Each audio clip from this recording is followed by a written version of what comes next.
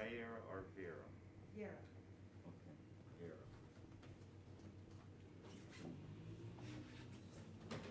Ian, how are you?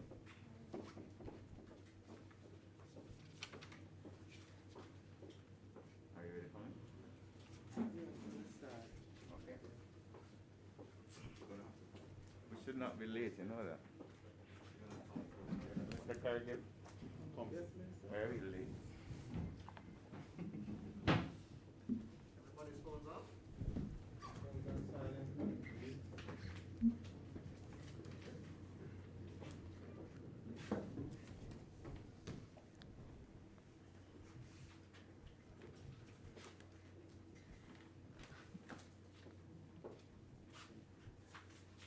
Recording in progress.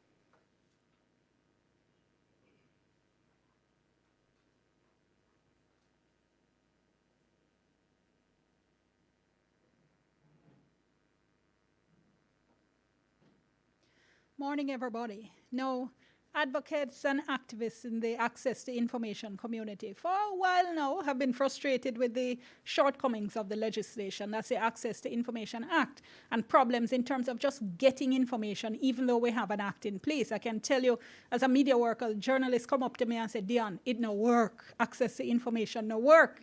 So the 2002 Act that came into effect in 2004 needs reform. There's no question about that. A Joint Select Committee of Parliament in 2011 had made, if memory serves me, 18 recommendations for reforming the law, but none of those were put in place by successive administrations. Now, this is Right to Know Week, 10 years after that Joint Select Committee report. And some of the events so far have included a panel discussion which looked at access to information and climate change and the environment, and also a civil society stakeholders forum where stakeholders got to voice their issues and their concerns about the act. So what's been missing so far is somebody to answer all those issues, and that's what this morning's event is supposed to be, a conversation with somebody who can answer the questions and address the concerns. I'm Dion Jacksmiller. I'm moderating what we expect to be a very spirited conversation with the State Minister for the Ministry of Industry, Education, Youth and Information, Robert Morgan. You ready, Minister? No, we expect to have a spirited conversation because we have a great set of participants and they will be officially welcomed in just a moment. Welcome, of course, to you for viewing on the various social media platforms of the ministry, and do share the information and tweet as well. Remember, our hashtag is access to information as well as hashtag right to know. Before we get into any of that, though, we're going to have the invocation by Mrs. Desiree Ebanks-Hanno, Policy Officer in the ministry.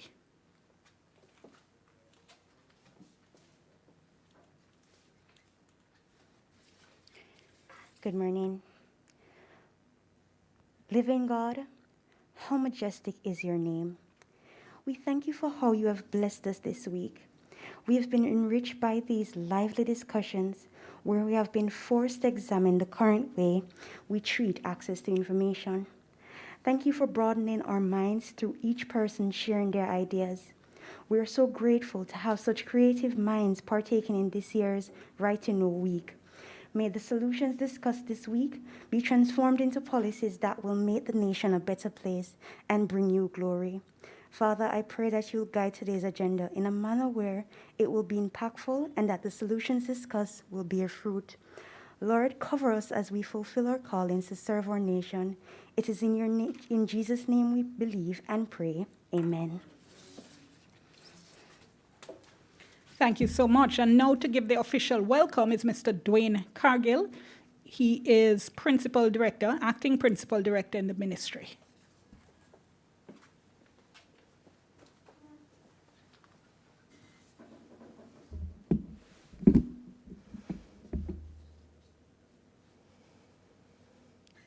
Ladies and gentlemen, good morning. Welcome to you to this, our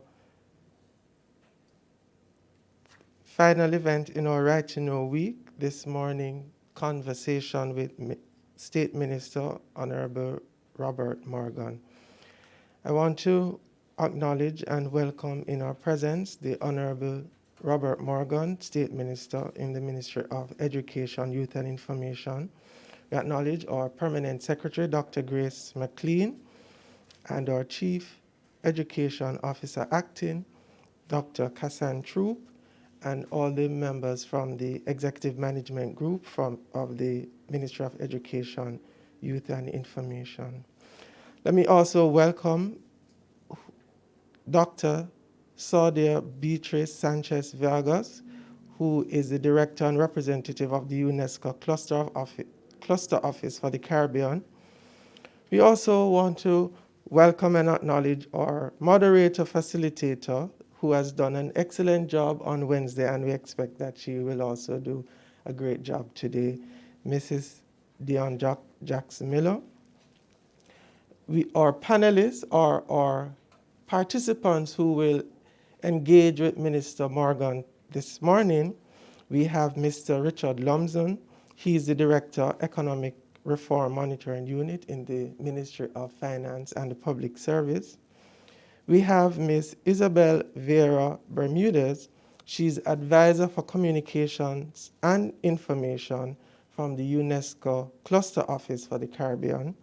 We also have Ms. Jeanette Calder, who is Executive Director, Jamaica Accountability Meetup Portal. And our final participant is Ms. Suyen Thompson, and she's the first Vice President with responsibility for advocacy, policy research, and development in the Jamaica Union of Tertiary Students.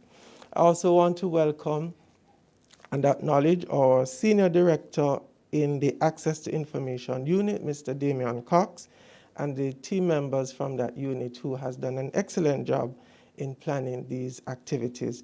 I want to also acknowledge all the persons on the different platforms, Facebook, YouTube, Instagram. We want to also acknowledge those watching on Zoom, and we encourage your participation in today's session. This session is being put on by the Ministry of Education, Youth and Information in collaboration with the United Nations in Jamaica. We welcome you. We look forward to an interesting and engaging conversation with Minister Morgan today, and we ask you to just sit back, listen, enjoy, ask questions, and let's have a good conversation. Thank you. Thank you so very much. Now, UNESCO is the international organization that really flies a flag when it comes to information, when it comes to the freedom of information, the safety of journalists, as well as access to information. So we now have for you Beatrice Sanchez Vargas, Director and Representative of the UNESCO Cluster Office for the Caribbean.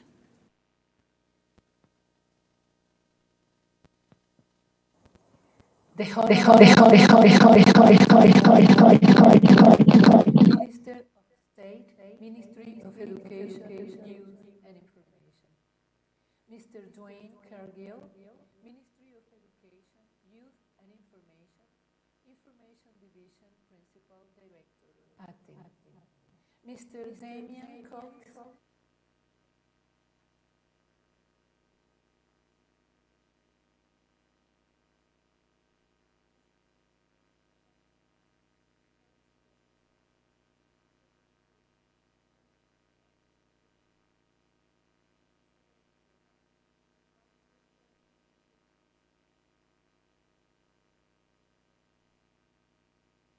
Ms. Jeanette Calder, Executive Director, Jamaica Accountability Meter Portal.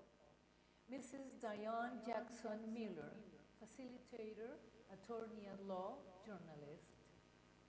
Mr. Richard Lumsden, Director, Economic Reform, Monitoring Unit, Ministry of Finance and the Public Service. Ms. Swain Thompson, the first Vice President, Advocacy, Policy Research and Development, Jamaica Union of Tertiary Students. Members of the Information Division and Access to Information Unit. Other distinguished guests, members of the media, ladies and gentlemen. The Universal Declaration of Human Rights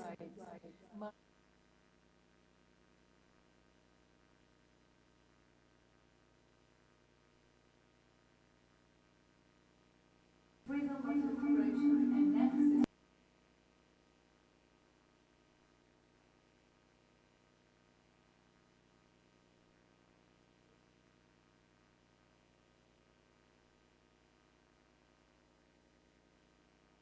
includes freedom to hold opinions without interference and to seek, receive, and impart information and ideas through any media and regardless of frontiers. End the quote. The Sustainable Development Goal number 16 of the 2030 Agenda promote just, peaceful, and inclusive society, and its target 16.1 reinforces access to information as a fundamental human right. The COVID scenario has raised the need for a global reflection on the impact of access to and quality of information on democratic participation and the culture of peace, as well as on decision-making and the exercise to address the technological, social, and ethical gaps to achieve the aspiration of a sustainable development based on public access.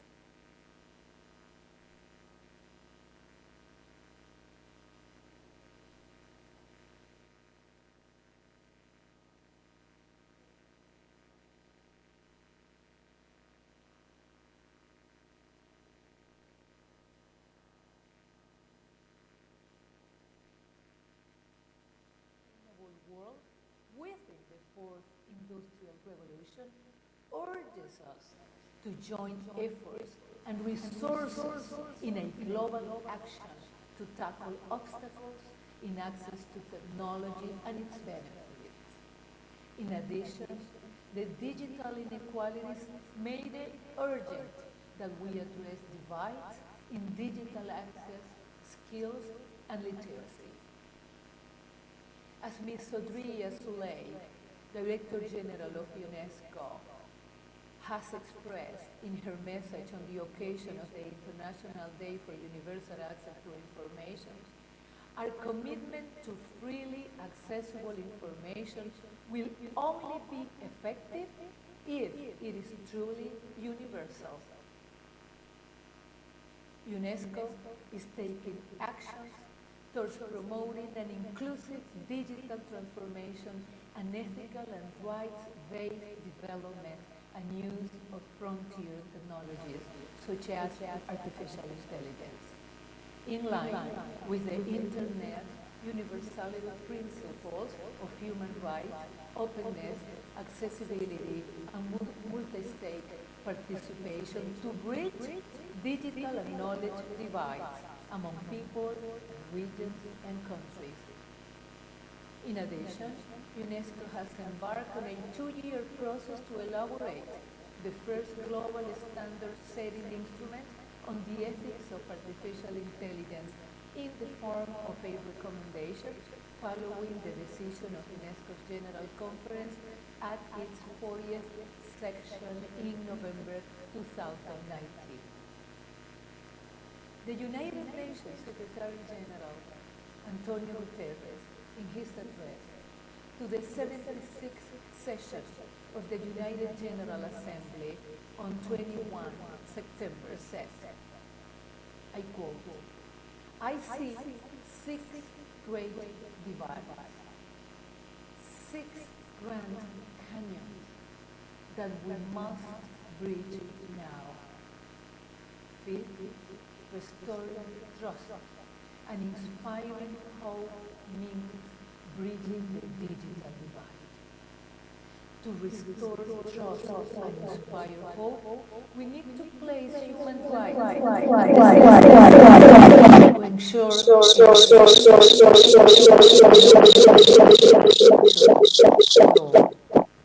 and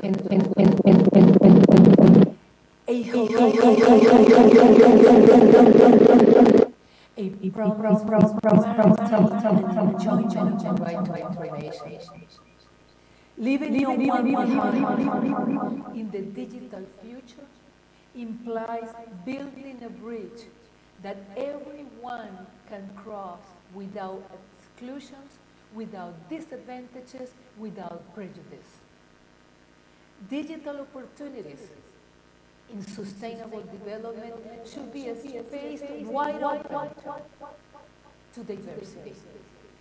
Girls, women, boys, men, young people, the elderly, persons with disabilities, indigenous peoples and Afro-descendants, people in a situation of human mobility, people deprived of liberty, and all of those with the undeniable potential to contribute to that sustainable development. All those with the right of crossing that bridge. Thank you very much for your kind attention.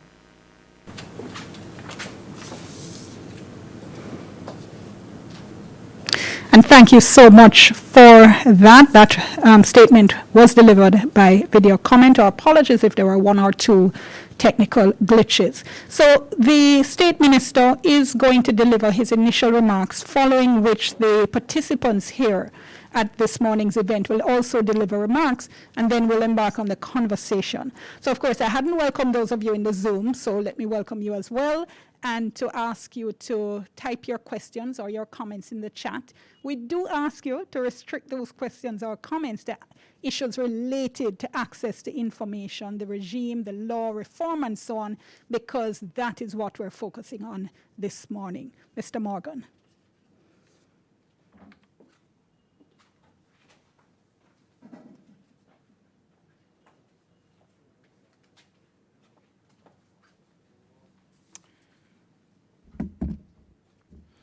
Thank you very much, Dion.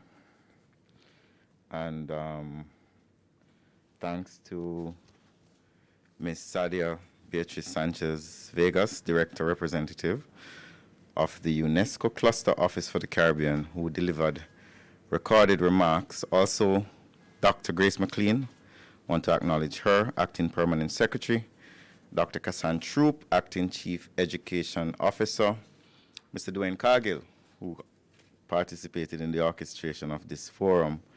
He is the Principal Director Acting of the Information Division, as well as members of the executive team, Mr. Damian Cox, Senior Director, and members of the Access to Information Unit team, panelists, Mr. Richard Lumsden, Director of Economic Reform Monitoring Unit at the Ministry of Finance and the Public Service, Ms. Jeanette Calder, Executive Director of the Jamaica Accountability Meetup Portal, Ms. Isabel Vera Bermudez, Advisor for Communications and Information, UNESCO Cluster Office for the Caribbean, Ms. Suyan Thompson, First Vice President, Advocacy Policy Research and Development at the Jamaica Union of Tertiary Students. Ladies and gentlemen, good morning. I want to thank you for joining us here at Right to Know Week for this conversation on the importance of access to information laws and implementation to build back strong institutions for public good and sustainable development. This is the final event in this year's 19th year of Right to Know Week.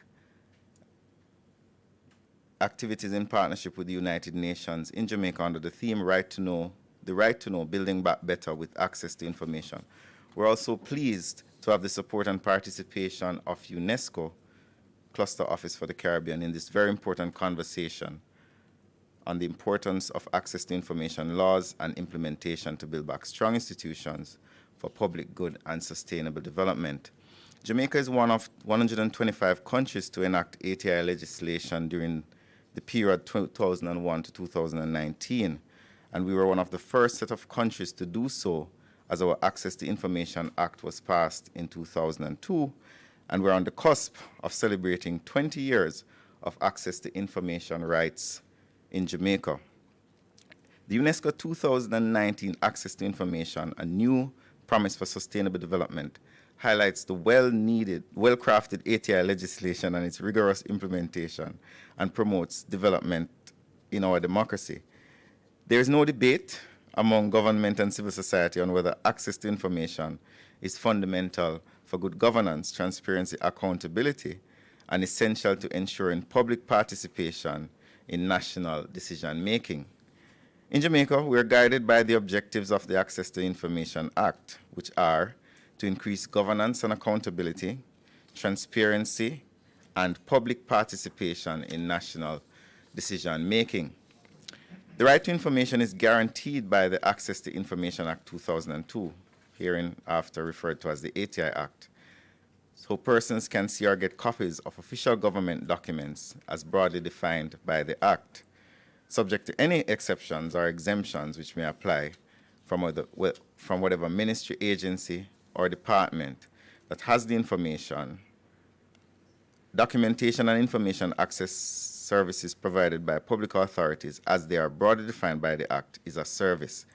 It is a service that has legal timelines, and the government is committed to putting the appropriate systems in place to ensure compliance.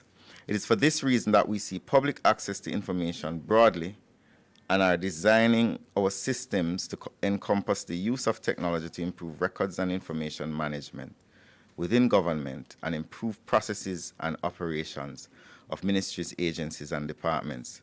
This will allow for more efficient and timely access to information. There's also, in some instances, the proactive sharing of information across government under the open data policy being led by the Ministry of Finance, Ministry of Science, Energy, and Technology. The 2018 Panama Accord provides a good context for understanding the importance of access to information laws and their implementation, particularly as it relates to the economic impact of access to information. The Panama Accord states, good governance and accountability and accountable institutions are critical for poverty reduction and development effectiveness. There's a clear correlation between aggregate measures of government and per capita income across countries. The ability of governments to effectively provide public goods to support an environment that can generate jobs and growth, to address market failures, and to engage citizens in the process remains fundamental and allows for transparent, rule-based societies that further enable private sector investment. Ladies and gentlemen, public access to information refers to the presence of a robust system through which information is made available to citizens and others. The government of Jamaica also understands this important right to the citizens and Jamaica, and Jamaicans are, my apologies, and we are committed to fast-tracking the review of the Access to Information Act reforms. The Ministry of Education, Youth and Information is currently awaiting comments from the Attorney General's Chamber on a Cabinet submission with respect to this review. Once the comments are received, we will move to submit to Cabinet for consideration. We're committed to have meaningful consultations with the public during the review period and would like to hear your feedback and recommendations. After almost 20 years of operations, we know that there are some good practices that will remain, but there are some gaps that need to be addressed. Ladies and gentlemen, thank you once again for taking part in this conversation over the last few days on the importance of access to information laws and implementation to build back strong institutions for public good and sustainable development. We are committed as a government to strong public access to information that enhances our democracy, and I look forward to hearing more from you this morning. Thank you very much, ladies and gentlemen.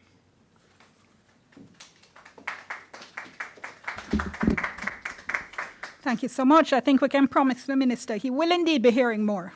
Now, if you're really serious about access to information, you have to embrace the principle of what is called proactive disclosure. In other words, government needs to give us information before we have to ask for it. And that's part of what you're aiming for when you talk about improving transparency, which is one of the principles, one of the objectives of the Access to Information Act. So that's where open government comes in. And Mr. Richard Lumsden, as you've heard, he's director of the Economic Reform Monitoring Unit in the Ministry of Finance and the Public Service. But critically for the purpose of this morning's event and our discussions this morning, he's also working on the implementation of the Open Government Partnership. So let's welcome him now to give us some remarks.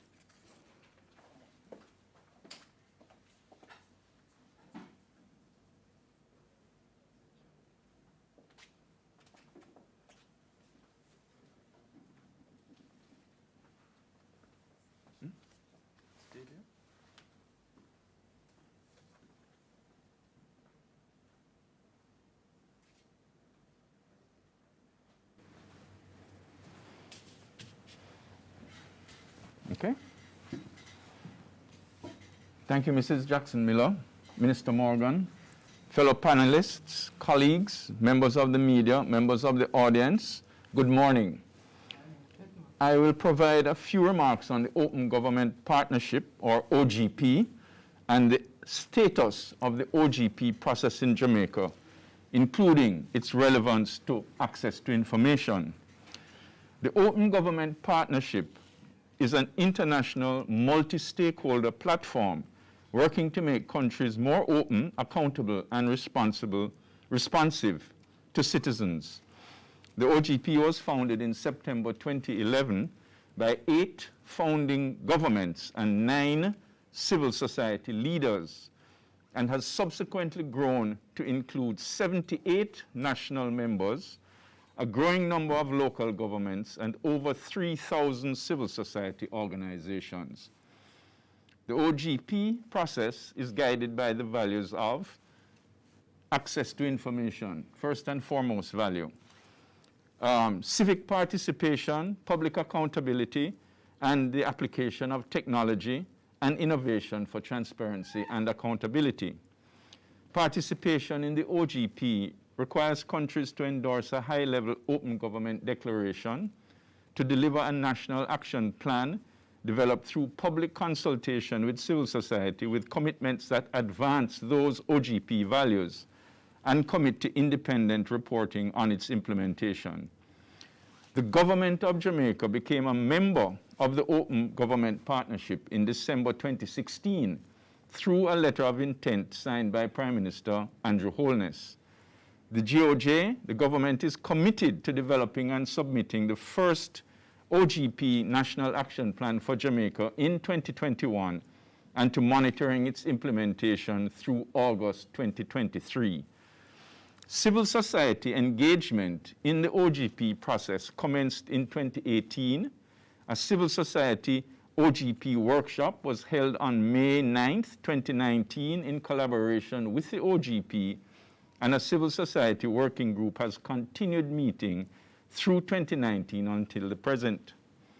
The formal launch of the OGP process in Jamaica was held on January 15th, 2021 as a virtual event with the main address by the Minister of Finance and Public Service, Dr. the Honorable Nigel Clark, who is the ministerial focal point for the OGP in Jamaica.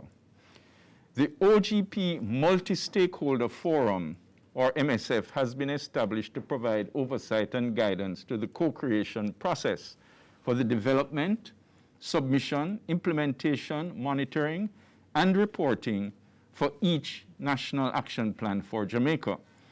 The MSF has equal numbers of government and civil society members, with 6 government members and 6 civil society members, and a government co-chair and a civil society co-chair. The civil society representatives of the MSF have been appointed based on a self-selection process developed, agreed, and executed by civil society organizations and stakeholders. And the civil society co-chair was selected by the civil society representatives of the Multi-Stakeholder Forum. The MSF has held 4 meetings to date and has undertaken the planning for the co-creation process for Jamaica's first national action plan under the Open Government Partnership. 4 suggested thematic areas have been proposed for co-created commitments under the OGP in Jamaica based on the results of voting by civil society stakeholders on the ranking of the priority focus areas for the OGP. These 4 thematic areas for commitment are justice and human rights, natural resources, environment and climate, access to information, and youth. Consequently, the Multi-Stakeholder Forum has organized stakeholder consultation group meetings in each of these 4 priority thematic areas in order to develop draft commitments for consideration for inclusion in the OGP National Action Plan. The first such OGP stakeholder consultation group was held yesterday for justice and human rights. The first OGP stakeholder consultation group meeting for youth will be held next week, Monday. The first meeting for environment, for natural resources, environment, and climate will be held next week, Wednesday. And the first OGP stakeholder consultation group meeting for access to information will be held next week, Thursday, October 7th, 2021. These are all virtual meetings, given the conditions of the ongoing coronavirus pandemic in Jamaica and globally. The OGP stakeholder consultation group meetings for access to information and for youth have been planned in close coordination with the Information Division and the Youth and Adolescents Policy Division of the Ministry of Education, Youth and Information, and we wish to thank them for their leadership and participation in these areas of the OGP process. Now, it is intended that the stakeholder group consultation meetings will be concluded by the middle of October, and the draft OGP National Action Plan will be prepared by the end of October based on the outcome of these meetings.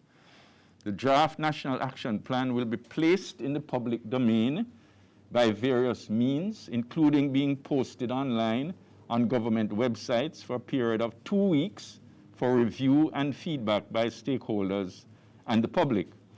The final OGP National Action Plan will then be completed based on the feedback from the Multi-Stakeholder Forum, stakeholders, and the public for approval by the end of November and formal submission to the OGP by the end of the year, or before the end of the year. It should be noted that another related area, which the Minister referred to, that is also of importance to the OGP process is that of open data. Open data is digital data that is made available with the technical and legal characteristics necessary for it to be freely used, reused, and redistributed by anyone, anytime, anywhere. It is anticipated that the area of open data will also be addressed in Jamaica's first National Action Plan. Following its completion, approval, and submission, the first OGP National Action Plan will be implemented over the period from January 2022 to August 2023, with regular monitoring and progress reporting to the public. Importantly, it should be noted that the planning for Jamaica's second National Action Plan under the OGP is anticipated to commence as early as January 2023, and the second National Action Plan should be completed by August 2023, by the time the implementation of the first National Action Plan is completed. So the commitment to the Open Government Partnership is open-ended, that once one National Action Plan is developed and implemented, the country will move into the next National Action Plan.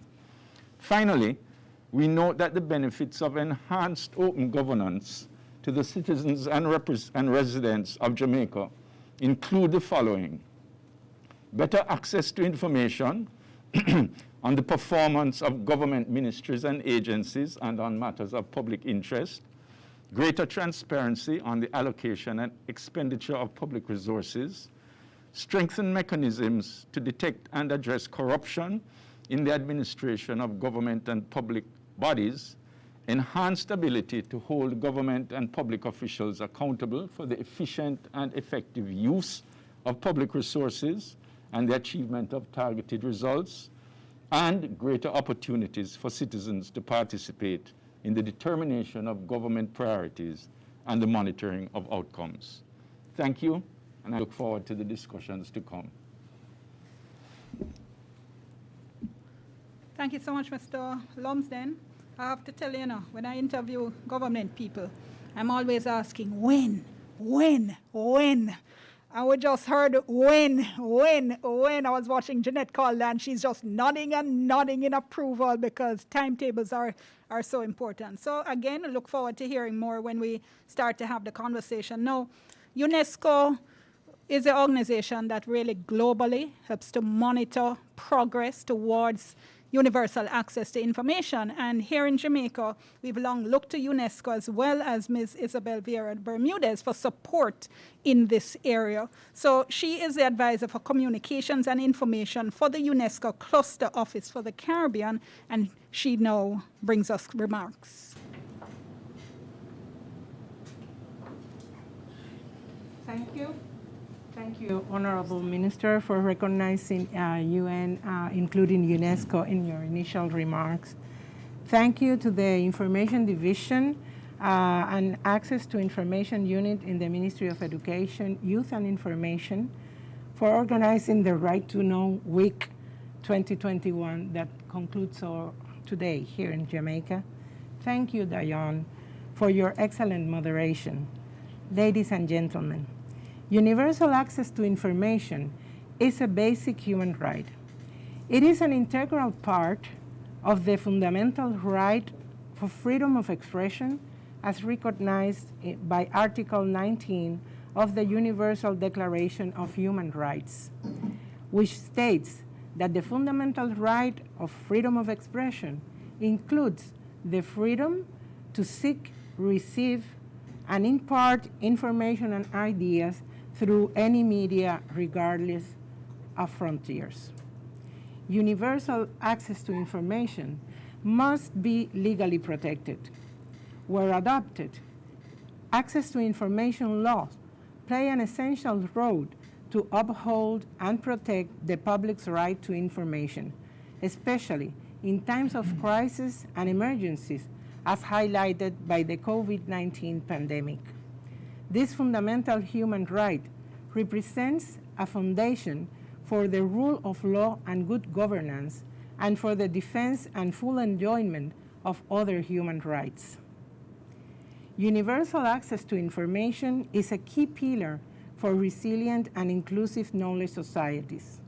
Access to information improves governance, enhances respect for human rights, better protects health, reduces inequalities, fosters innovation, strengthens resilience, and addresses also climate change. Access to information is a key driver for the achievement of the 2030 Agenda for Sustainable Development, and in particular, for Sustainable Development Goal 16 to promote just, peaceful, and inclusive societies. SDG Indicator 16.10.2 measures the number of countries that adopt and implement constitutional, statutory, and/or policy guarantees for public access to information. UNESCO is the responsible UN agency for monitoring and reporting on the progress of this indicator. Currently, 132 UN member states have adopted legal frameworks for public access to information. Laws on access to information contribute to better governance and transparency. Greater openness benefits not only citizens, but also governments by prompting better record management, making decisions and services more efficient, and, as their best role, serving as a safeguard against misgovernment and corruption. International cooperation is needed in the field of access to information for the environment, health, and human rights. The right of access to information contributes to ensuring that decisions are taken in the best interest of humanity and of the planet. Promoting open access to information, open access and open data, especially in the scientific domain, is essential. Regional instruments like our Aarhus Convention, the Council of Europe Convention on Access to Official Documents, and the Regional Agreement on Access to Information, Public Participation, and Justice in Environmental Matters in Latin America and the Caribbean can serve as frameworks to enhance environment governance, to promote public access to environmental information, including to the decision-making processes on matters concerning the local, national, and transboundary environment. Access to information has not only contributed to strengthening responsive and reliable relationships between civil societies and governments, but also it has demonstrated that value of public participation in decision-making processes and in access to justice. Achieving equality and inclusion for all so that no one is left behind is an urgent issue. Persons of all groups, like persons with disabilities, women, young girls, indigenous peoples, and others, have full enjoyment of the right to access to information. This is our aspiration. The digital era has increased gender, age, ability, rural, urban, and other inequalities, making it urgent that we all address divides in digital access, in skills, in literacy. The right to information is also vital to develop free, independent, and pluralistic media. It is essential to strengthen media's capacity to counter false and misleading information, to counter hate speech, to promote intercultural understanding, and to fight radicalization and violent extremism. Ladies and gentlemen, access to information is certainly of high importance to small island developing states like Jamaica and our sister countries in the Caribbean that are faced with specific developing challenges and vulnerabilities. We firmly believe that the multidimensional views on our combined expertise will be valuable for ensuring that the realities of the Caribbean small island developing states, and in particular of Jamaica, are adequately considered when we discuss at the global level the different angles and issues regarding access to information. I look forward to our discussions of today and to strengthen our collaboration on promoting universal access to information in Jamaica. Thank you. Thank you so much. I see more and more people coming into the Zoom. 2 years ago, if I'd said that, people would have said, what they are not talking about? Our tongue slip, and now that's just second nature to us. So thank you, all of those who join us in the Zoom. So I know you all are anxious to get to the conversation and the question and answer part. So I know our two other panelists who are going to be giving remarks now won't mind if I remind them just to keep the remarks brief so we can get to the conversation, which I know will involve their questions and issues as well. So let's go first now to the Executive Director of the Jamaica Accountability Meetup portal, Jeanette Calder, who has emerged as one of our foremost voices on holding government to account. Dion, it's really, really, really good to be here this morning. Thank you very much, Minister, to my other panelists. But I have to say, I'm going to see if I can try this in Spanish. Señorita Vieira, estoy muy agradecida para su contribución. How was that? Not bad. That was great. Thank you. It was really good to follow after both yourself and Mr. Lumsden. I'm really happy to say that I'm also a part of the Open Government Partnership stakeholders. I'm sorry I missed the meeting, Richard, but we were busy with ATI yesterday and with the Minister and Mr. Cargill and team. But I paid very careful attention to Ms. Vieira's words a while ago. And some of these words we have heard from time to time, but they've really come to hold a lot of meaning for me. You talked about Jamaica being signatories to international instruments and declarations, reminding us of commitments that we've made, not just locally, but internationally. The minister in particular started off with reassuring us with his commitments, and since I'm known as one who holds people to account for the words, it's always good to start there. But transparency, accountability, good governance, you mentioned better records management, efficiency in government, public participation, which means a lot to me. You talked about information being a safeguard against inefficiency and corruption and strengthening the media, freedom of expression, and all of those sometimes can sound very abstract to citizens. But I think that's why the Ministry of Education has invited me to be here representing the Jamaica Accountability Meetup portal, because the organization began just 5 months before COVID. Yeah? And we have really literally been trying to take all of these words that the previous panelists mentioned out of the abstract and into real life in a way in which it can connect with the citizen and help us to be very present to something we hear all the time as citizens, but became a deep conviction for me, which is that citizens are owners of this country, that citizens are in fact the employers. I walked into a wonderful building here at the Ministry of Education.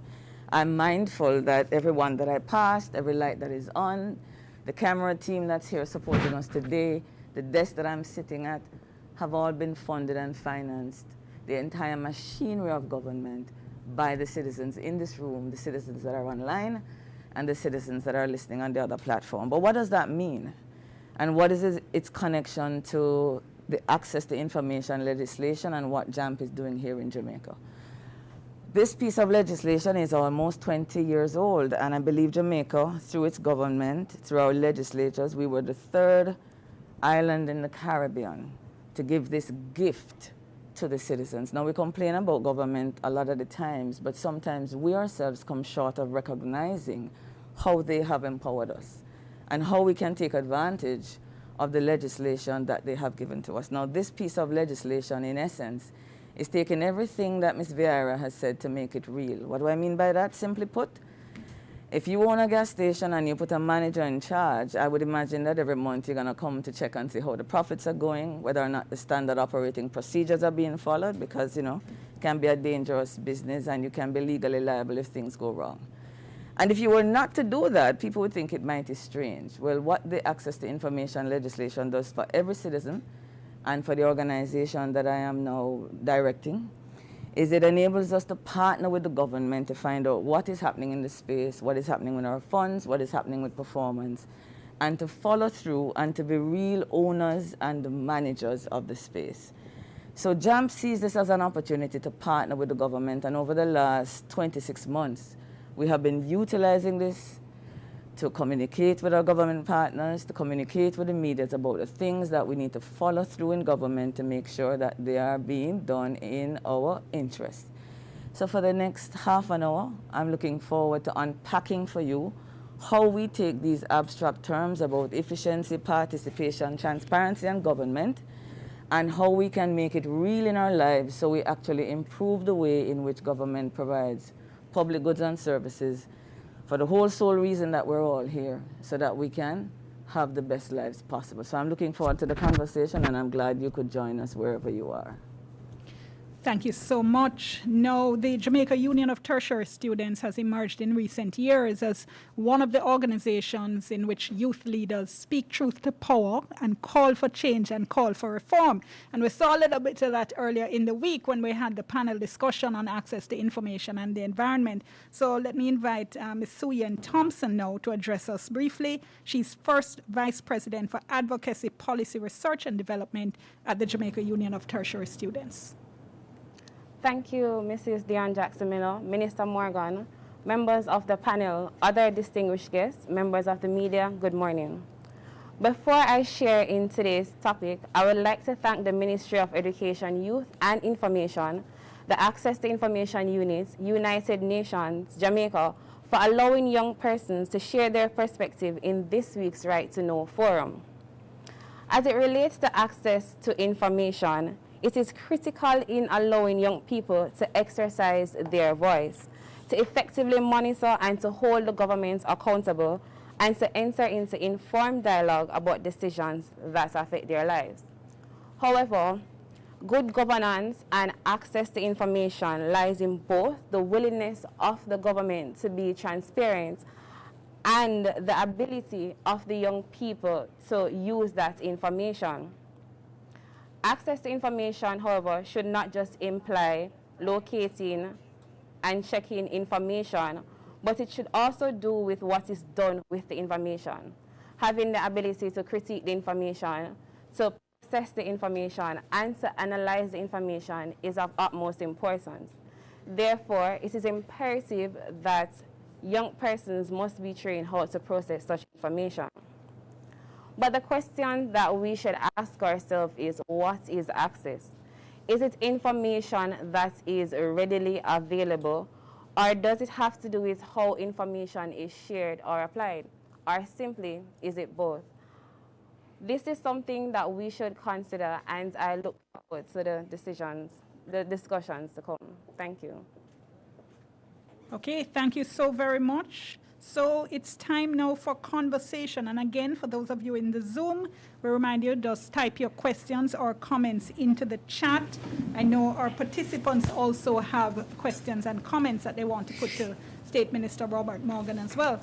But let me just kick off with the most asked question. It came up earlier at the panel discussion. It comes up in every discussion with civil society advocates, which is, when are we going to see the process of reform of the Access to Information Act?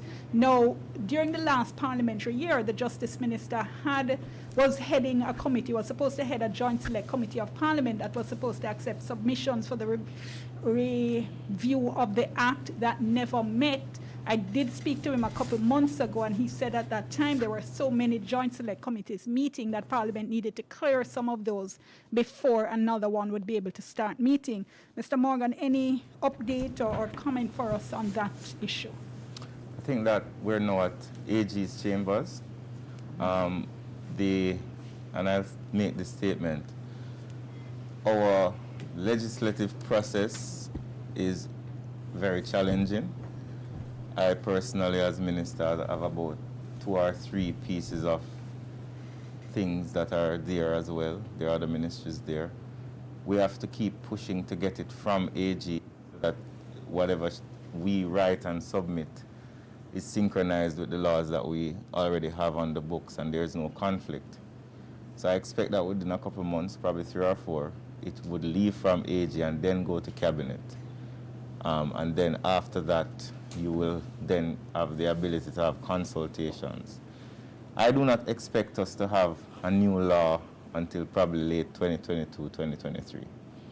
That I'm being very clear on that. I don't expect it because the legislative agenda is very packed, and I don't know if Mr. Cox would challenge that 2023 perspective, but I think that's a little ambitious, but I think if we push, we can get it done.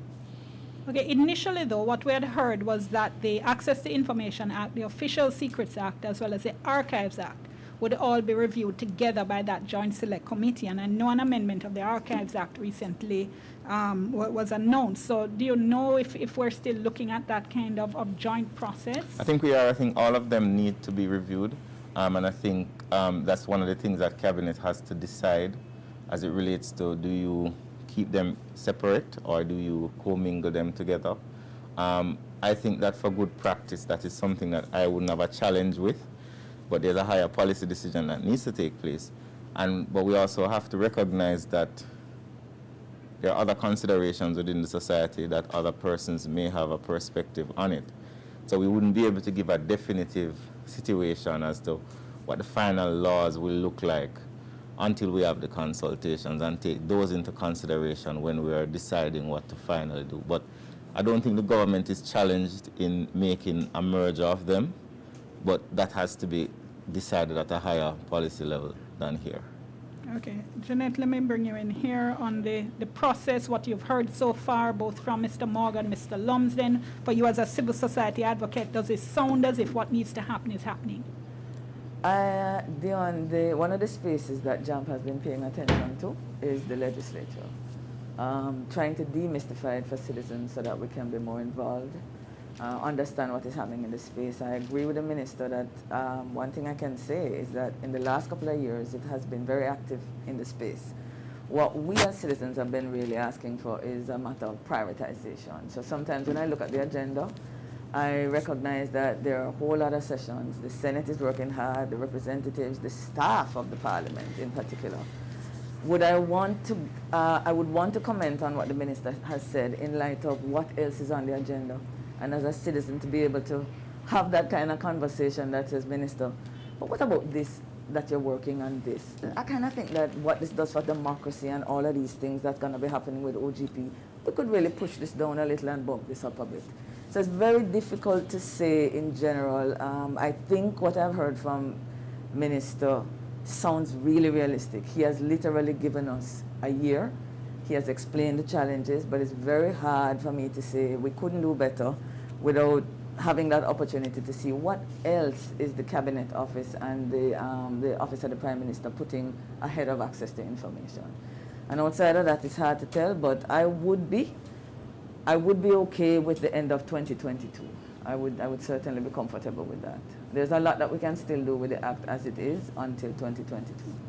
Okay. Now, one of the issues with the Access to Information Act is that when it comes to the courts, the Act only applies to the administrative side of the courts. So if you want to try, for instance, to access a transcript, you can't do it by way of access to information. This is something that journalist Zara Burton has spoken on and written on, in fact, in columns in the paper. So she has a question, which is, will access to civil and criminal court records be included in the revision of the Access to Information Act? What kind of engagement has been taking place with the Chief Justice on this issue? Is there a barrier to access court documents? Yes. No? So Zara, in fact, in one of her columns, outlined a particular situation in which she was trying to work on a story which involved a particular individual who had had a matter before the court and wasn't able to access. She was trying to help him through access to information, and the response was that the Act does not cover this, which it doesn't. That is something that we'd have to definitely discuss with the Chief Justice. Yes, you're right, only administrative documents are covered, but before we can even pronounce on it, as you would know, the courts are very strong on protecting their autonomy. So that's a consultation that we would have to have with the Chief Justice. That has not happened yet, however. So I'm happy you raised it so I can have it here. Okay, because of course, if you're talking in the context, and the Chief Justice and the judiciary recently issued statements, continuing to point out how much they are dedicated to ensuring that the public continues to have access to the courts by way of the open justice principle, which is a principle of our Constitution. But then if you can listen to a matter in open court, but then later on when you're trying to refer, you have difficulty getting the documents. That seems to be a kind of, there's a discrepancy there. And I know it's something that we've seen in other jurisdictions. So the English Act, for instance, also has that particular provision, but I think it needs to be examined and see whether or not it does hold up in the interests of transparency and democracy. Diane, I would like to, can I make a comment on your comment?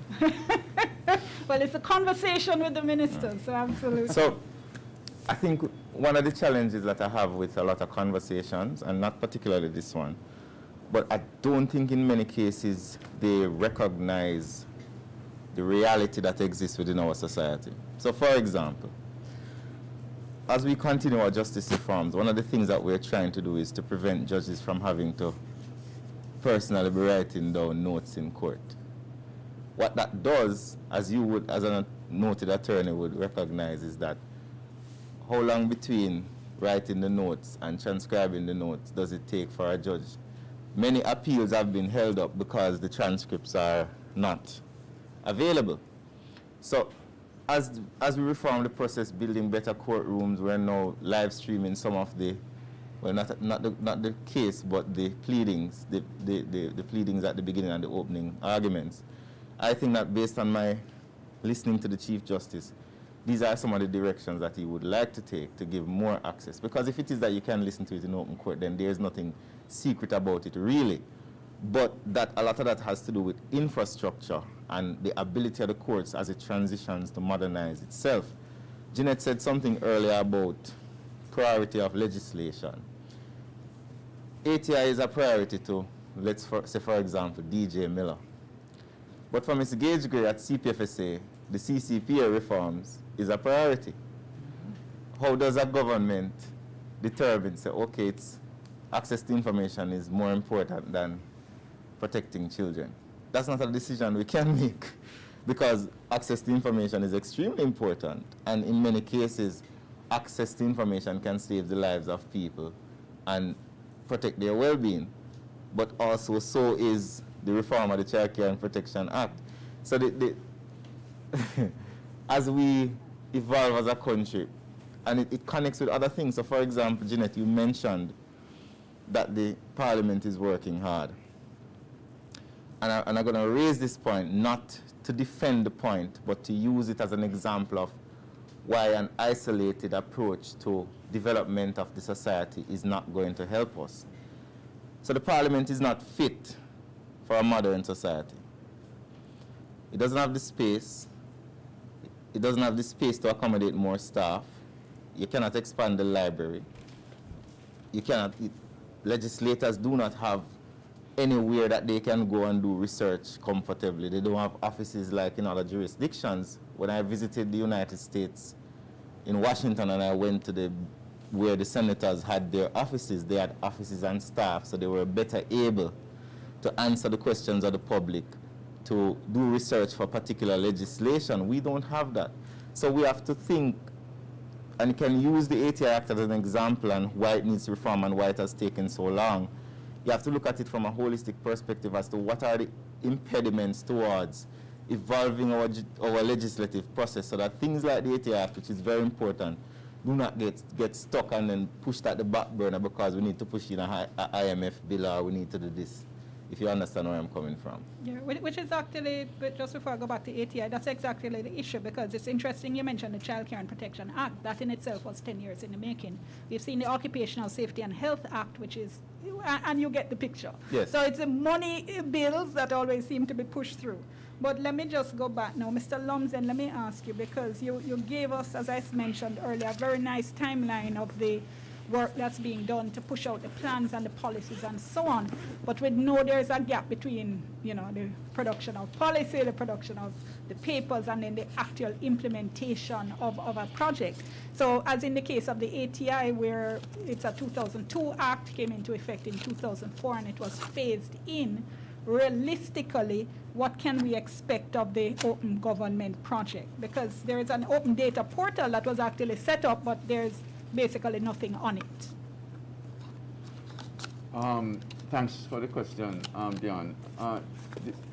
Realistic implementation is in fact one of the criteria by which we will be evaluating the proposals for commitments. So it would not make any sense to include a commitment that is not likely to be implemented within the period of time that the action plan covers, which is really 2 years from August 2021 to August 2023, but we will be completing our action plan by the end of this year. So the implementation period will be effectively from January 2022 to August 2023.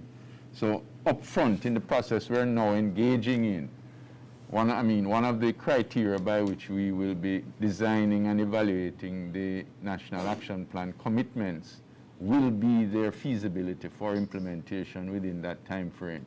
So that is one of the ways in which we would be addressing timely implementation. And the other is through the requirement for, as I mentioned, rigorous monitoring and progress reporting, including monitoring by an independent reporting mechanism, which is set up by the International OGP Forum involving in-country experts as well.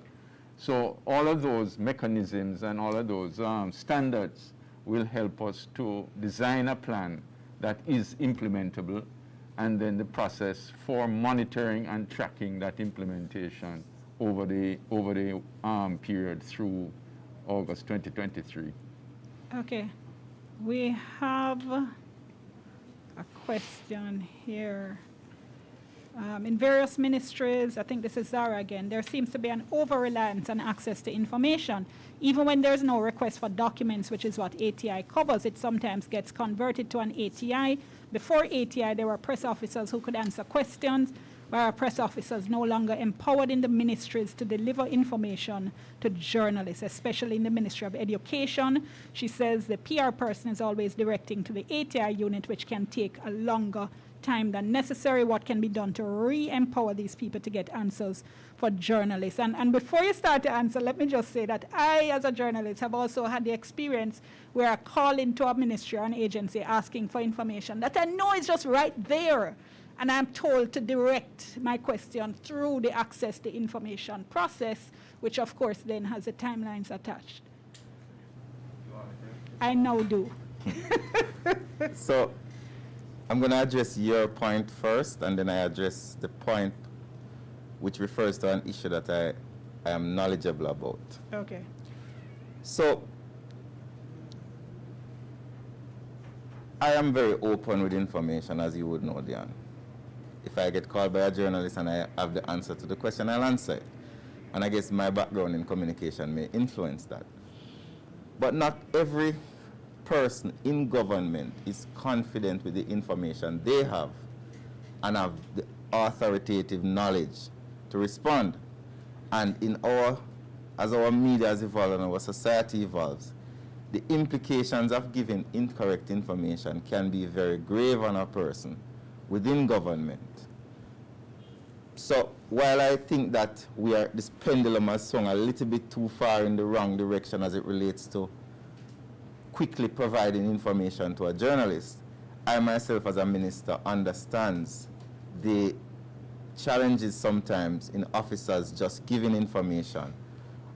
What usually happens in many cases is that we have some young officers, because many persons have transitioned from the system, who may not be as knowledgeable about what is happening in the ministry, so they have to refer to the permanent secretary and so on. And then for safety many times, for protection, they then say, okay, let's go through the process. But I have seen numerous other instances, Dion, where journalists call for information and they get it immediately, or they get it the same day. I get many WhatsApps on my phone from the Gleaner, from other journalists, and I know other ministers do the same thing. So while there have been instances where persons may be a bit concerned of themselves giving information that they are not confident in, there are other instances, which I think is the majority, where they just give the information. As it relates to the over-reliance on ATI,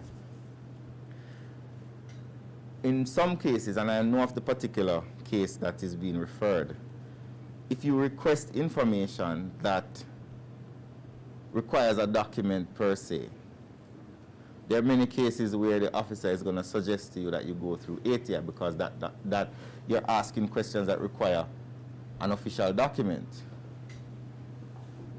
In other cases where it doesn't require an official document, it's very easy to answer. So in the particular case that Ms. Burton is raising, I'm aware of it. A series of questions were asked that required us to delve deep into the ministry to get official documents on a particular case that we did not feel at the time, well, not me, but the ministry did not feel at the time that they could effectively answer without going through a formal process. So it wasn't a case where the ministry was over-relying on ATI. It was a case that the ministry was saying, listen, this is a very sensitive matter of national interest. Let us be careful with the facts that come out, because if we give incorrect information that are not facts, then the liability and the implications for individuals, many of whom do not reside in the ministry but are private citizens, could be challenging. ATI is just a process, though. I mean, if the documents are there and you're going to give the document, when I ask, can I have the document, and you hand it straight to me, or I say, this is an ATI request, can I hand the document, and you then wait whatever time to hand it to me. I'm not sure how not making an ATI Let me frame request, it in a different way. right, necessarily. So You're let's say- suggesting that errors may be introduced, and I'm not understanding. So let's look at the issue. So let's say Western Hospitality Institute. You ask questions about who was on the board, whether or not scholarships were given, how many money did the ministry spend with Western Hospitality, etc., etc. You ask a myriad of questions that have both legal implications for people, reputational implications for persons. So the ministry cannot just, an officer cannot just go and say, send me that spreadsheet. Because what if that spreadsheet is not correct? What if there are errors on the spreadsheet, right? So in the case of Western Hospitality, we had to say to them, well, the best and most better way to deal with the issue was send it through the process where there's an accountability framework to ensure that any information that you're sending out is accurate. There's no accountability framework if you call me Dion and I go into down to accounts and say, oh, you have the file for Western Hospitality, and I take a copy of it and send it out. But during the ATI process, you make a request, it has to go through a process of checks and balances to ensure that the information that is being sent out is correct. Okay. And I'm not aware that information that has been requested that is not covered by the exclusion has not been given. Okay, not restricting this to this particular story, which obviously you and Zara are talking about, but the principle of the issue, and let me ask Jeanette to comment. Yeah, thank you for that, Dion, because by virtue of what JAMP does, we wouldn't exist without this legislation, and if there's not a certain degree of responsiveness on the part of government, we would have to fold. So I'm really pleased to say that we are in operation still, because I remember when we started out, we sent out like 236 ATIs in the space of 2 months. And I was told by a very senior veteran advocate, you're lucky if you get one. Well, we had 44% of those 236 ministers coming back within 2 months, which is not bad. We are now in operation. I think we're punched out about 178 in the 24 months, and we're still in the 40% zone. But as it relates to what you and the minister are speaking about, I remember writing to a ministry for a policy document. The policy document is there to really allow the director in that particular ministry to administer a particular program, which that director does every day. So this is really their map, eh? So you anticipate a certain familiarity with it. Now, I got the document in a reasonable space of time, in under 2 weeks. Good. But on reading it, I had a question, Minister. Mm-hmm. Now, on my days in the public sector, if my phone rang, I go answer the question. I am the director of the unit then. So I got back in touch with the director through the ATI process unit, went through the permanent secretary ATI and down to that unit. But to ask the question, Minister, to clarify something in the policy, I was surprised that in trying to just speak to the director, I still had to go back through the ATI process for a clarification of a question, of a clause in the policy. So I sometimes, as a former public servant, remember the days when I would field questions because you did get entrusted with some amount of knowledge, as the minister said, and authority. But I'm finding that what Dion is saying, Minister, there's a serious point to be made, that there is somewhat of a delay when you want the simplest of things that you anticipate that somebody with the authority should have been able to feel. And that happens too many I times. do not disagree with you.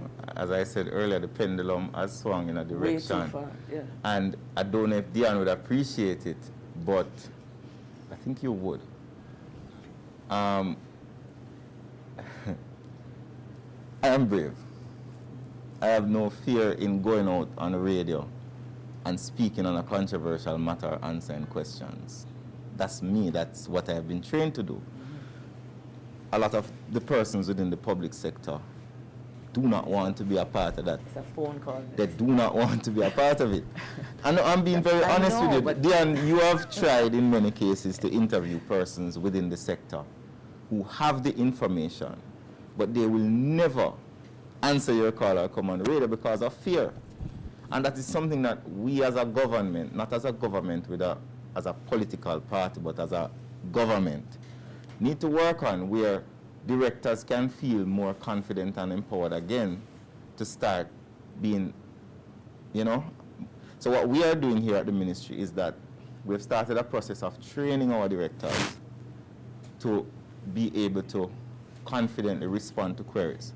So we've looked at the various areas within the ministry, and we're hiring persons who are experts at training.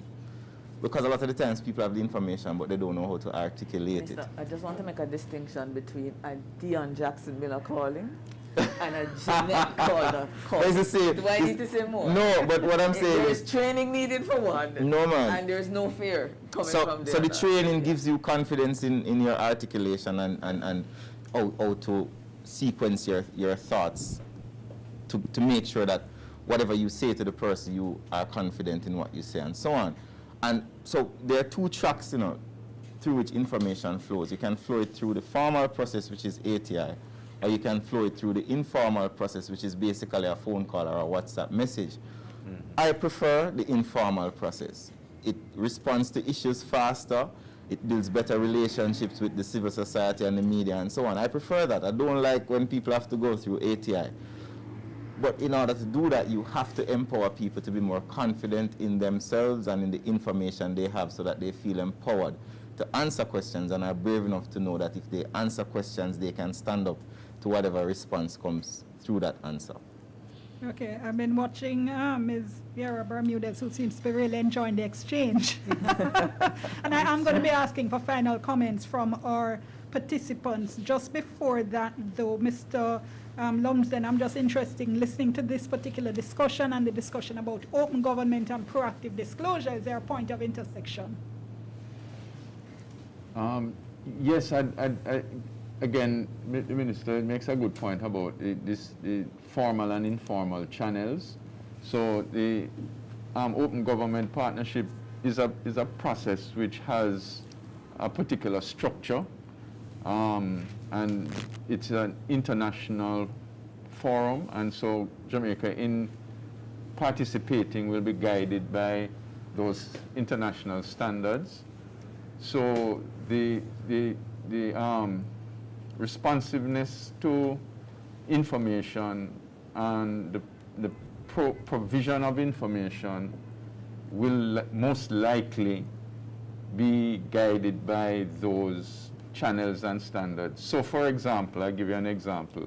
One of the requirements for participants in the open government partnership process is that governments should have a dedicated open government partnership website or web page, and then there are conditions about the languages. It must be in all of the official languages that the country uses. It must be searchable, accessible without a password, and all of those sort of standards. So the government is in the process of meeting those standards for channels for provision of information. So far, we've established a document repository for open government partnership documents on the Ministry of Finance's website, and we're proceeding to expand that, that channel. So I think that's the answer that I would give you. For this particular process, we'll largely be guided by the standards for open government partnership countries. All right, thank you so much. Now, I did apologize a little bit earlier for the technical difficulties we had in the remarks that came from Dr. Sadia Beatriz Sanchez Vega, the director and representative of the UNESCO Cluster Office for the Caribbean. But in all fairness, we wanted you to be able to properly hear what she had to say, so we'll be replaying those remarks now.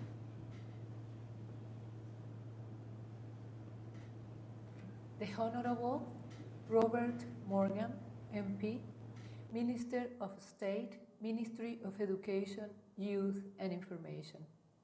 Mr. Dwayne Cargill, Ministry of Education, Youth and Information, Information Division Principal Director, Acting. Mr. Damian Cox, Senior Director, Access to Information Unit, Ministry of Education, Youth and Information. Mrs. Desiree Evans-Hanna, Policy Officer, Ministry of Education, Youth and Information.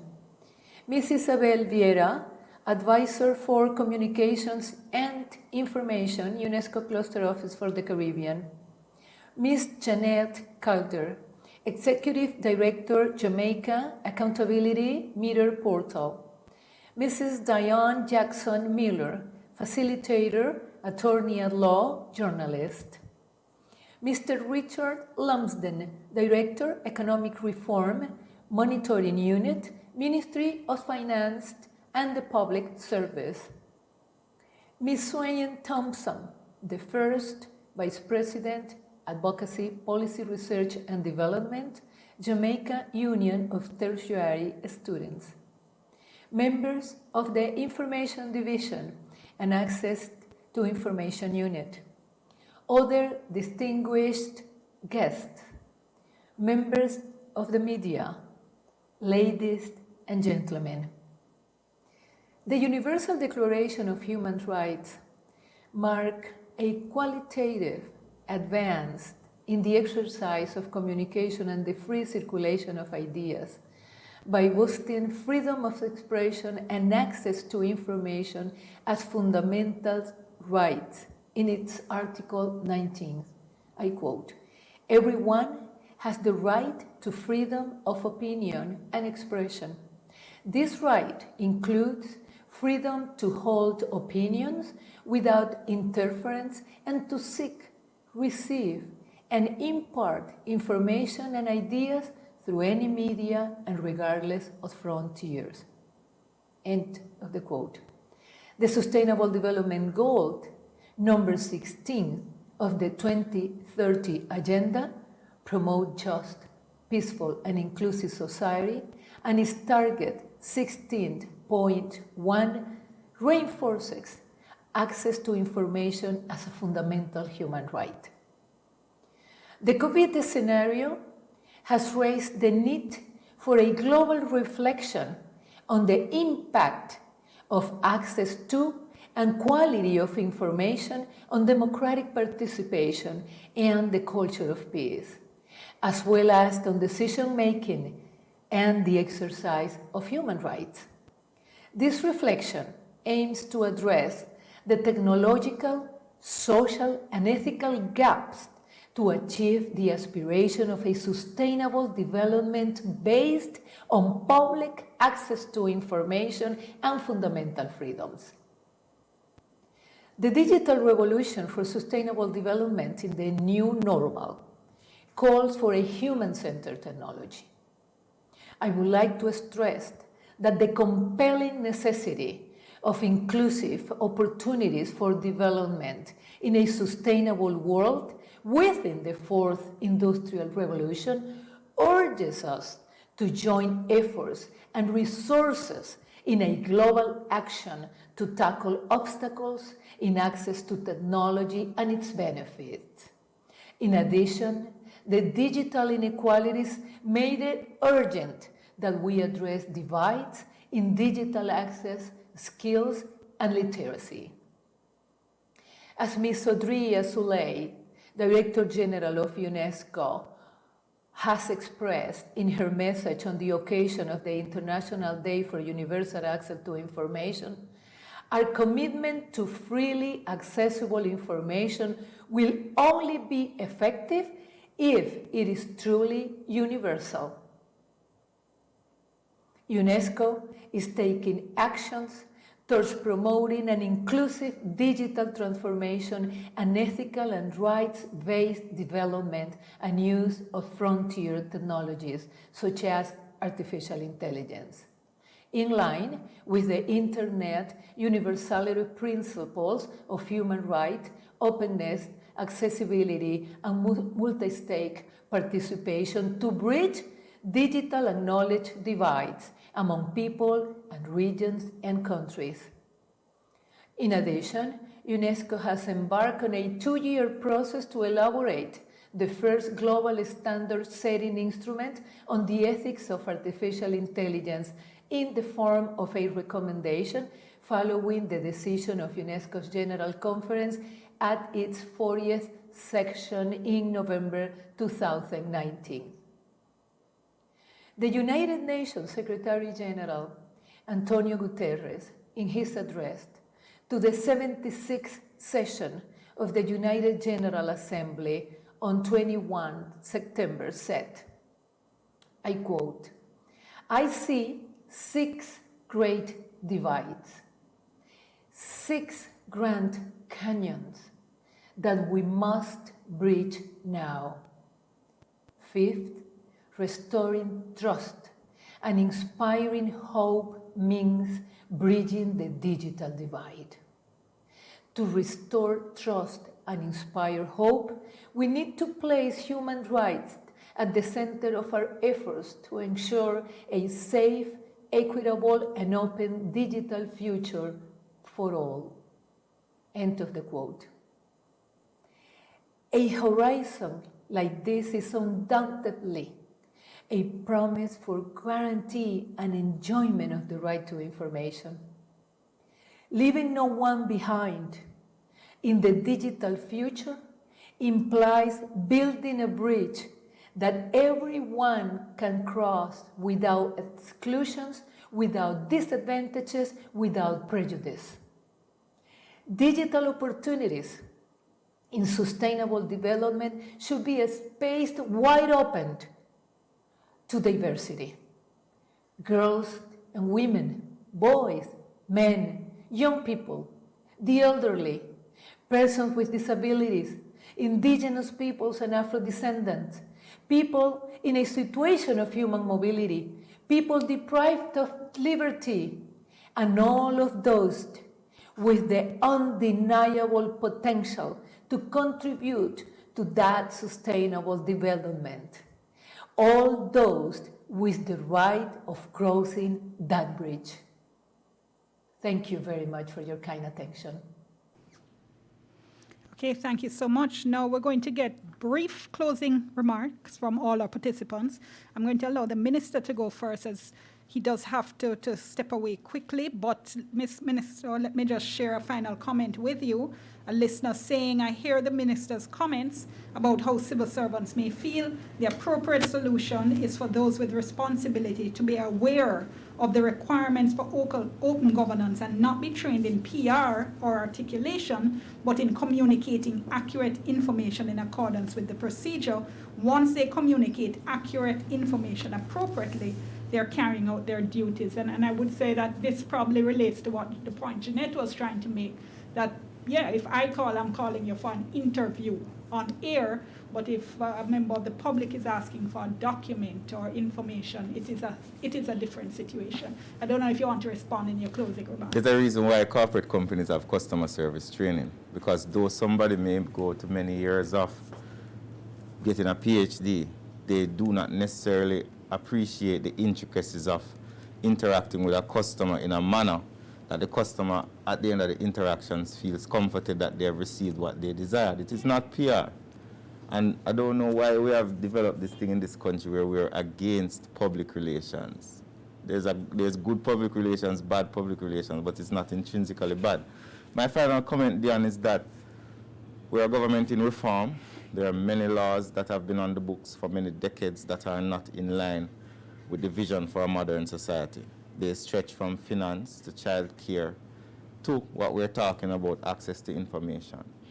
I will be the first to admit that this is a challenging process, but I as a minister am committed to better access to information. And since we've been here working with the ATI unit, Mr. Cox, working with Mr. Cargill, we've been trying to find better ways of making the system easier to access. One of the things that we're pushing really hard is to reduce the time that it takes for a person to get the information. Simply because the law says 30 days does not mean that the request should take 30 days. And that is something that Mr. Cox, who heads the unit, and Mr. Cargill, who is the acting director here, are very committed to. We're also very committed to reforming the law. We recognize that though the law has served good purposes over the last decade, the reason that the reform process started was the recognition that it needs to become more in line with modern expectations of a society that is evolving, both in terms of cultural expressions, both in terms of what people expect from their government. That process is ongoing. I will not be too promising that it will end quickly, but I will suggest to you that it will end as soon as we can get it to end. And then we'll start over reforming it again as soon as it is tabled. But I want to thank you all for participating. We should have more of these forums where we can, government, civil society, and the public engage positively on matters that are very important. It benefits a government when people have information. As we've seen in the recent COVID situation, lack of information or wrong information can cause serious problems that impact on the health and welfare of the wider population. So I want to thank you, Dion. Thanks to all the panelists. Jeanette, we haven't spoken in a while. I know. Right. Thanks to all the other panelists. UNESCO, Ministry of Finance, really appreciate it. And the team here who have done an amazing job of filming and projecting us. Thank you very much. I have a retreat that started half an hour ago, so I must apologize that I have to run, but thank you very much for being here. Thank you, Minister. Thank you so much. And final comments from Suyen Thompson. Ms. Thompson is first Vice President, Advocacy, Policy, Research and Development at the Jamaica Union of Tertiary Students. So as I had mentioned in my opening, that good governance rather, and to allow young people to have informed dialogue, that information should be readily accessible. So I'm grateful to hear of the plans of open government from Mr. Richard Lumsden. And also added to that, having this information readily available, I believe that it should be in a format that young people can easily understand. And that we should also take into consideration that the reality is that young persons are not going to really go out and get the information. So to find a way to put that, well, certain information out there for young persons, because not everybody's going to want to request information. So to make it readily available really, really enhance the definition of access for young persons.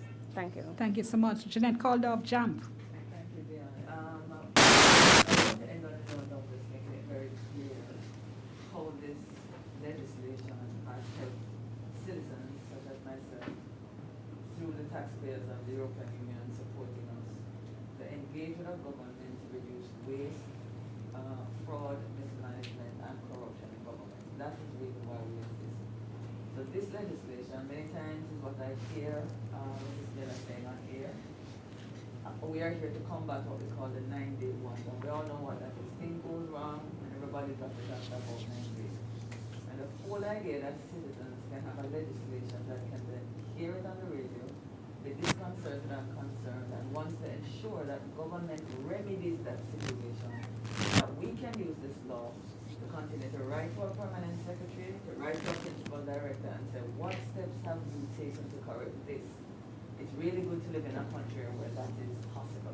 And that is what we have been doing for 26 months, trying to make government more efficient by staying on top of the things that go wrong until they're remedied using this legislation. So we welcome every other citizen that are watching who wants to know, then how can Jeanette just write on PS and PS? I have heard that $46 million was spent on this contract without tender. What steps have you put in place to correct that? You mean a citizen can do that? And our answer is yes. We have had citizens ask us because they're afraid to write in and they haven't developed the courage to do it on our behalf. So I'm here really encouraging everybody listening. So the things that you see in the paper, the things that concern you, are the things that you want to commend government for. This is the legislation that is going to make a difference. And I'm really excited about the OGP that Mr. Lumsden has mentioned that's going to take this further and deeper. Where on the website can citizens stay in touch with this again, Mr. Lumsden? You'll tell them in a bit. But I invite you to come to JAM's website to see how we're using this legislation and how you can also support us in this endeavor. Thank you very much. Thank you, and Ms.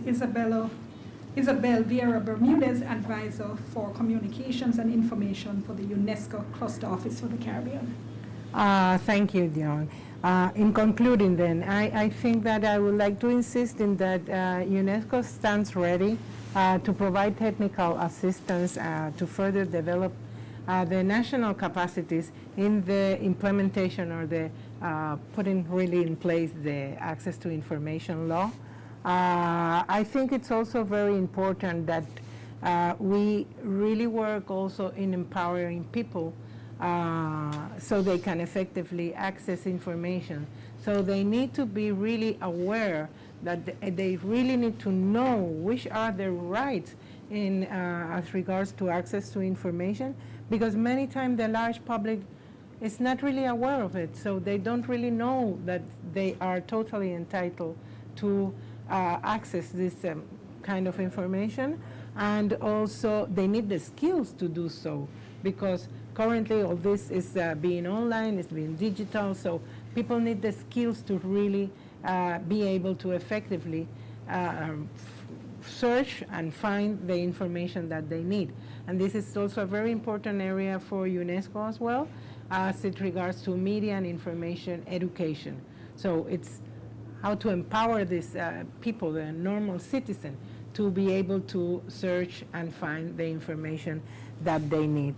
I will just quote very shortly, because I'm mindful of time, part of the DG's UNESCO Director General, a message on the information in the Access to Information Day, when she says, access to reliable information saves lives. Misinformation and rumors can cost them. This simple lesson is one we have learned to our detriment in recent years. Whether fighting a global pandemic or supporting public debate, we need free, reliable, and independent information as the foundation upon which democratic societies are built. So it's a matter of even saving life when we have the correct access to information, pertinent and timely, in a timely and pertinent manner. Thank you so much. Thank you for inviting UNESCO, and thanks to all the participants and the Ministry of Education, Youth and Information. And Mr. Richard Lumsden from the Ministry of Finance, who is working on the Open Government Partnership. Sure, yes. I think I just want to repeat the thanks to the Ministry of Education, Youth and Information for inviting us to participate in this event and in the activities of the Access to Information Week, Right to Know Week, and just again to highlight the connection between the Open Government Partnership and access to information. As you saw and heard, access to information is one of the fundamental values of the International Open Government Partnership Forum, and in fact for Jamaica, in developing its first national action plan under the Open Government Partnership, access to information is one of the areas that will be explicitly focused on and included in that national action plan. So I look forward to the consultations to come with the stakeholders on access to information next week and the week following, and then subsequently to completing the national action plan and to its implementation. Thank you again. Thank you so much. And here now to wrap up the week of activities, to deliver the vote of thanks and no doubt to breathe a huge sigh of relief, we have Damian Cox. Mr. Cox is Senior Director of the Access to Information Unit.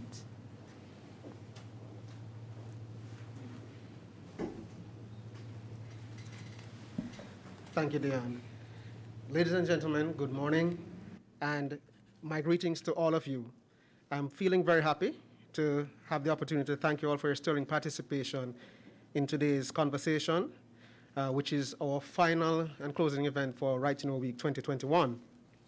Without a doubt, this has been a fitting way for us to conclude the activities for Right to Know Week 2021. The essence of the Access to Information Act is for open dialogue, transparency, accountability, and to improve public participation in national decision making.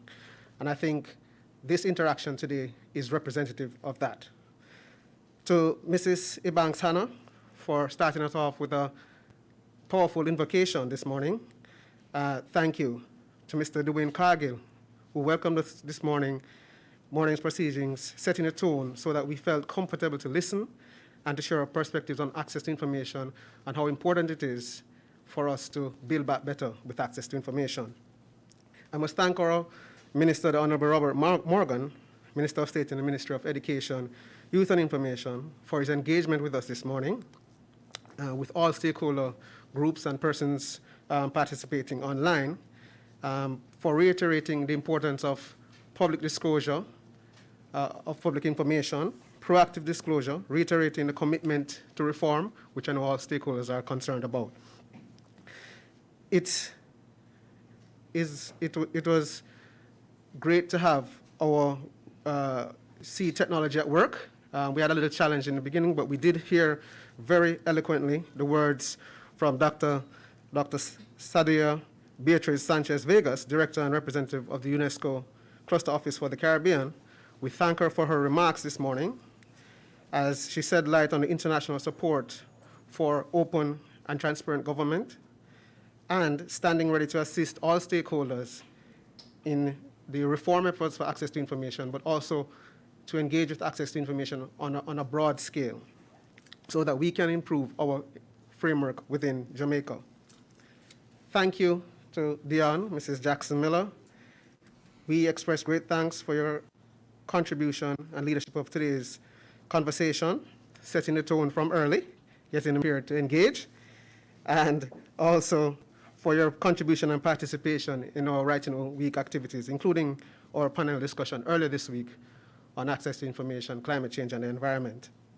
To Mr. Richard Lumsden, we thank you as well, sir, for your participation here today to tell us about OGP and to show those connections of how broadly access to information is impacting how we transform government and how we interact with citizens.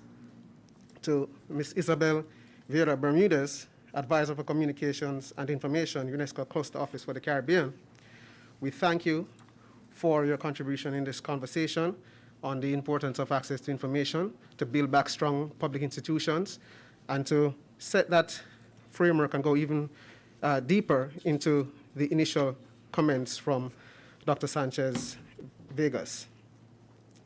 To Ms. Calder, we thank you as well.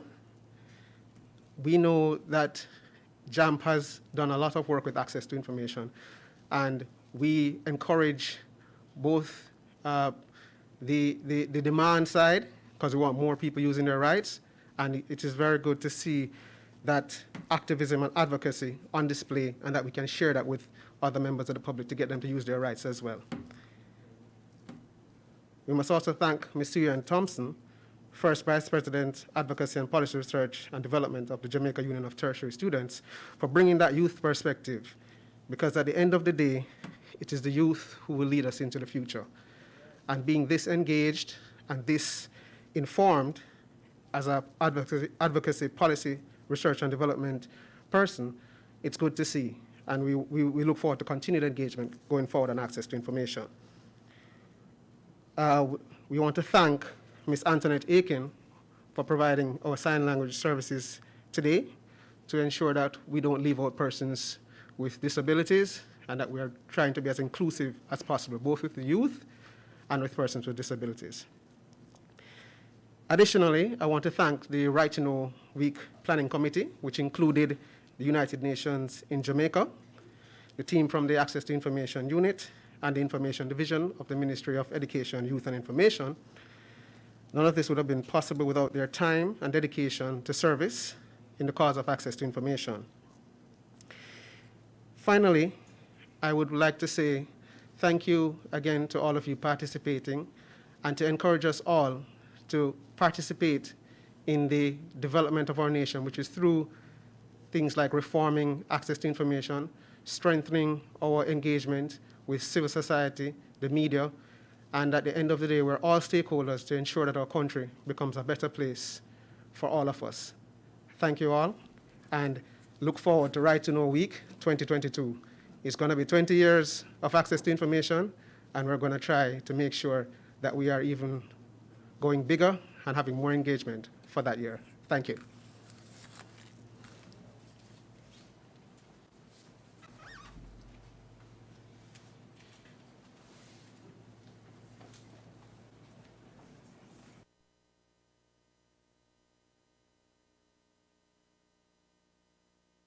And as we said, that wraps up the week, the Right to Know Week. We continue to advocate, we continue to press for improvements in legislation and the access to information regime, and above all, we continue the conversation and the national dialogue. Thank you much, everybody.